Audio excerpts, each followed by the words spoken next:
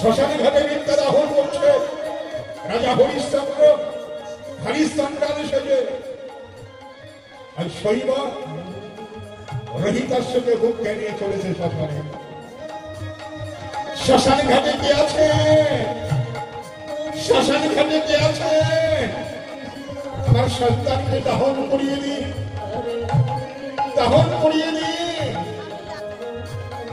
যে তুমি এদিকে এসো, ঝিঝিব পাড়া ভূতকারকের দ্বারা আকাশে বিদ্যুতের সামখানি ঝিরঝির করে বৃষ্টি পড়ছে, তার মধ্যে চলেছে হতভাগিনী জননী। শোনা, তুমি তোমার সন্তানকে দাহন করতে এসেছ, করি এনেছো তো? করি। শোনা, আমার গুরুদেবের আদেশ, এখানে বিনা করিতে দাহন হয় না।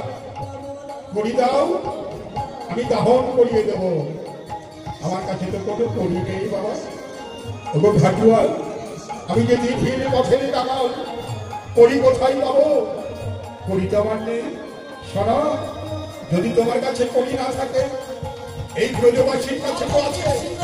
তাই তোমার সন্তানকে দাহন করবার জন্য তুমি ব্রজবাসীর কাছে গিয়ে আচরণ পেতে দাঁড়াও, দেখবে সবাই তোমাকে করি দেবে বিদ্যা দাহন করবার জন্য।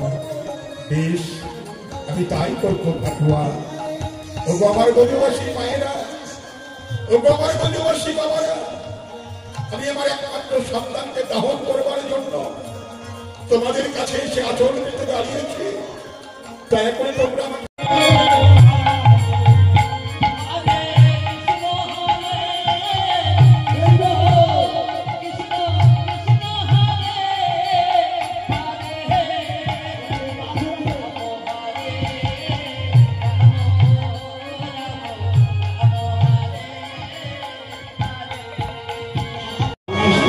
প্রণাম গ্রহণ করুন গুরুদেব। তথাস্ত বৎস। হরিশ্চন্দ্র,